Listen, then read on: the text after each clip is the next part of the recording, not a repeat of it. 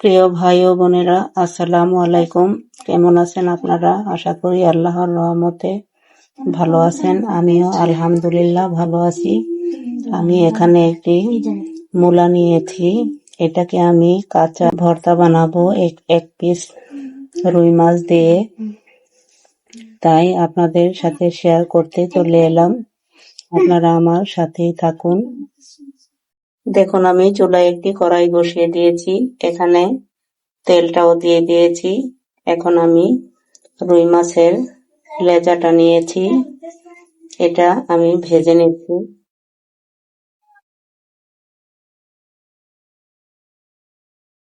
এখানে আমি একটু মরিচ গুঁড়া দিয়ে দিচ্ছি। আমি ভালোভাবে ভেজে নেব মাছটা। মূলাটা ভালোভাবে ছুলে ধুয়ে নিয়েছি। এখানে আমি গ্রেটার নিয়েছি একটা, ছোট ছিদ্রটা দিয়ে আমি গ্রেট করে নেব। আমি ঠিক এভাবে করে মূলাটা গ্রেট করে নিচ্ছি। এখন আমার মাছটা হয়ে গিয়েছে, আমি এখন তুলে নিব। আমি এখন 2-3টা শুকনো মরিচ দিয়ে দিলাম। আমি মরিচটাও তুলে নিচ্ছি।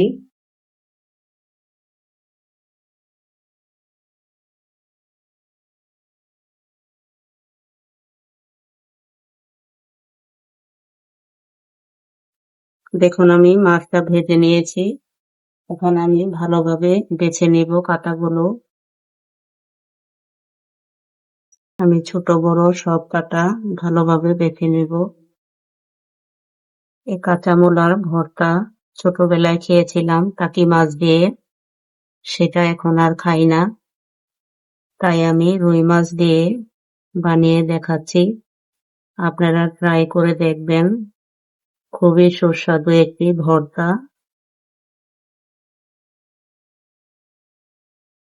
আমি কাঁটাগুলো সব বেছে নিচ্ছি। আপনারা আমার সাথেই থাকুন।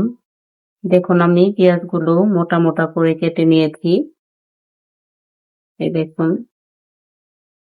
আমি 3টা শুকনা মরিচ নিয়েছি। আমি বেশি ঝাল দিব না। লবণটা নিয়ে নিচ্ছি পরিমাণ মতো। পেঁয়াজটা এখন নরম করে নিব। এই ভর্তার মধ্যে পেঁয়াজটা একটু মোটা করে দিলে খেতে ভালো লাগে। এখন আমি ধনিয়া পাতা নিয়ে নিলাম। এখন আমি বেছে রাখা মাছগুলো দিয়ে দিচ্ছি। এখানে আপনারা যে কোনো মাছ ভেজে দিয়ে দিতে পারেন। এখন আমি দিয়ে দিচ্ছি সরিষার তেল।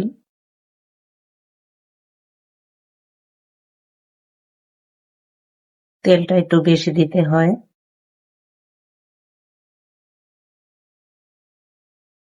এই ভর্তাটা এভাবে করে বানিয়ে দেখবেন।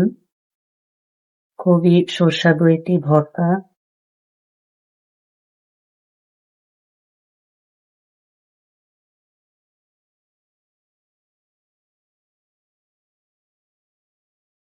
আমার ভর্তা বানানোটা যদি ভালো লেগে থাকে, একটি লাইক দিবেন, কমেন্টস করবেন আর সাবস্ক্রাইব করে আমার সাথেই থাকবেন।